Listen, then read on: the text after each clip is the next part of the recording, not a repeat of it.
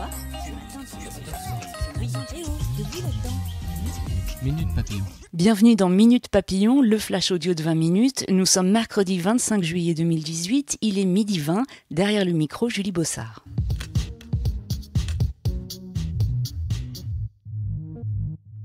L'info vient de tomber, Redouane Faïd a été aperçu hier soir dans le Val d'Oise.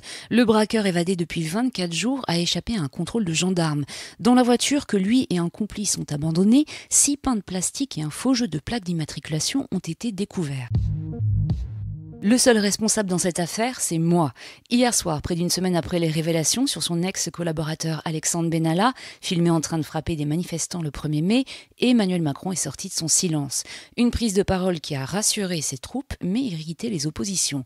Le chef de l'État a en effet lancé à ses détracteurs un « qu'ils viennent me chercher », pas très fair-play pour Marine Le Pen, car la Constitution le protège de toute obligation de rendre des comptes.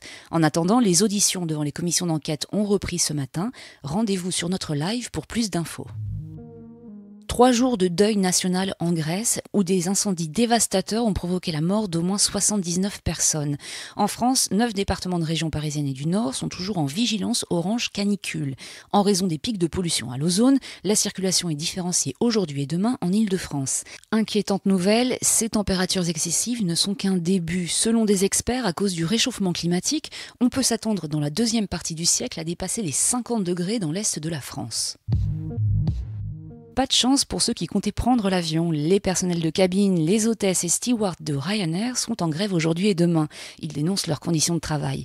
Conséquence, 600 vols vont être annulés au départ ou à l'arrivée de la Belgique, du Portugal et l'Italie. Dans le même temps, la compagnie irlandaise Abaco a annoncé réduire sa flotte cet hiver, en cause, selon elle, les grèves de ses personnels. Ivanka Trump est dans de beaux draps. La fille du président des États-Unis arrête sa marque de prêt-à-porter. D'abord boostée durant la campagne électorale de 2016, les ventes ont pâti de l'arrivée à la Maison-Blanche du milliardaire, puis de celle de sa fille comme conseillère. Netflix n'aime pas les gros. C'est en tout cas ce que pensent les signataires d'une pétition en ligne qui réclame le retrait d'Insatiable. Cette nouvelle série du géant américain de la VOD, diffusée à partir du 10 août, met en scène une ado qui se venge des lycéens qu'il a brimés lorsqu'elle était obèse.